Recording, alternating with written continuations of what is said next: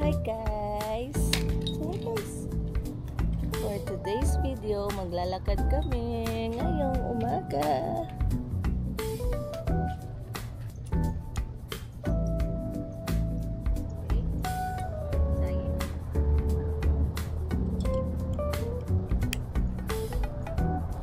Maglalakad kami ngayon. Ang oras dito ay 8:30 ng umaga.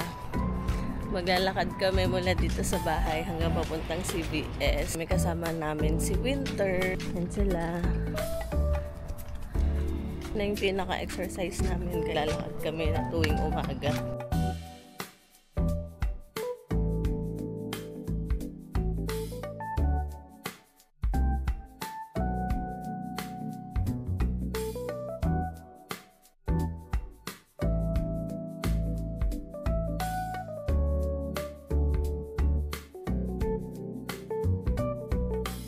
So, ganyan dito guys pag umaga. Tingnan nyo.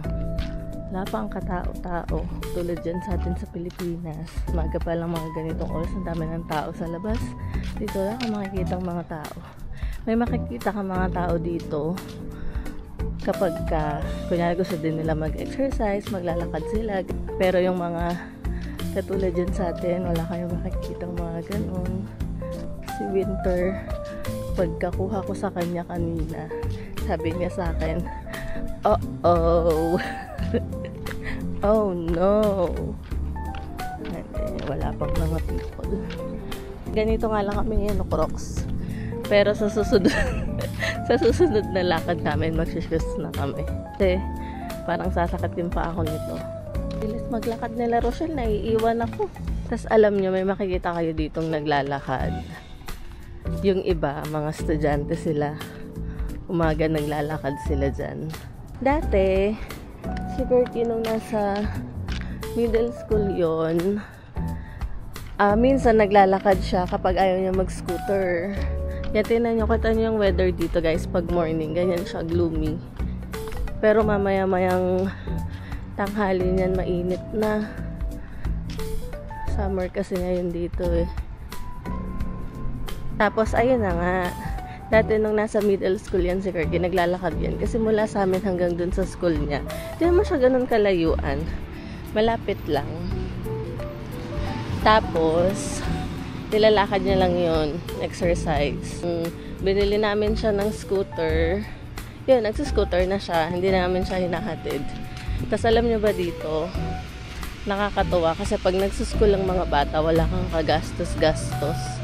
Ultimo pagkain nila sa school, libre. Ito naman, walang uniform ang mga bata.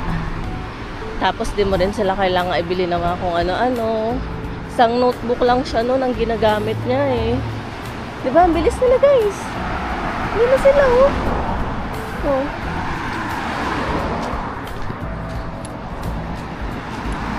Super bilis nila doon. Nandun na sila. Ang bilis nila maglakad. Diyos ko, naiwanan na nila ako. Tapos ngayon, si Kirky, high school na siya. So, doon na siya pumapasok sa Sweetwater. Hindi na siya nagsuscooter. Pwede namang scooter. Pero, nagbabas na siya ngayon. Yung mga, dito kunyari kapag magbabas ka, napakadali lang. Kasi point to point siya eh. Tsaka hindi ka magwo-worry sa mga bata pag nagbabas dito.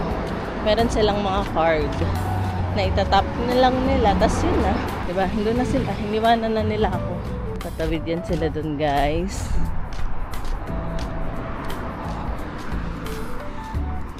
Diba? Tumawid na yan sila. Tapos naiwan na nila ako. Bilis kasi nila maglakad eh. Nandito pa ako. Diba? Ganun yan dito guys. Kunyari kapag katatawid ka, kailangan dito may mga pindutan yan.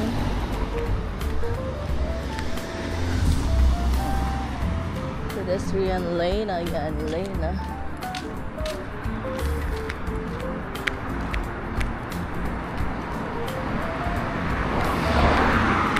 Medyo malapit-lapit na kami sa CBS. kukuha sila ng basura. Lapit na kami. Tapos meron dito, Little Lambs Preschool, ages 2 to 5. So pinag-uusapan namin ni Mister kung dyan ba namin ipapasok si Winter pag nag-school na siya next year. Malapit lang yan sa amin. So pinag-iisipan sa namin. Ayan guys, so tingnan nyo, nag-scooter lang siya. It's either papasok yan sa work or magpapasok yan sa school.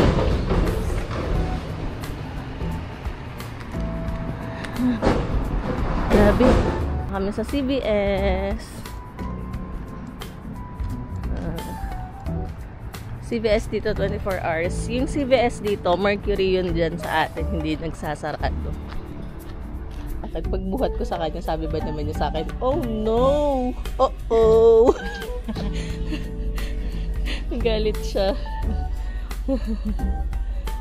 Galit siya. Ang bilis nila maglakad. Ayun guys. Tumawag si Mister. Pinawisan ako. Pero pag naglakad kami bukas, magsasapatos ako. Sakit ng paa ako. Kimball mas malapit. Eardrop for swimmer. Kasi parang may bara daw. Ayan, for drying water clog. Diba? Niya para daw may bara yung tenga niya na hindi makarinig. Ano gusto ko? Laruan yan. Bili tayo ng eardrop. Eardrop. Ear pain. Water clog. Binili natin guys kasi para daw may bara yung tenga niya. Ito siyang chips. 1 chips, baby ko. This? Want this? Yeah. Hold mo. Pabayaran natin dun. Guys, so 8:42 na. Pabalik na tayo sa bahay. Nakabili na tayo. Ang binili natin doon, eardrop. Nung dumating kami dito, grabe din yung adjust na nangyari. Pagdating namin dito, kailangan mo i-adjust yung tulog mo, mga pagkain, mga nakasanayan mo sa Pilipinas na wala dito.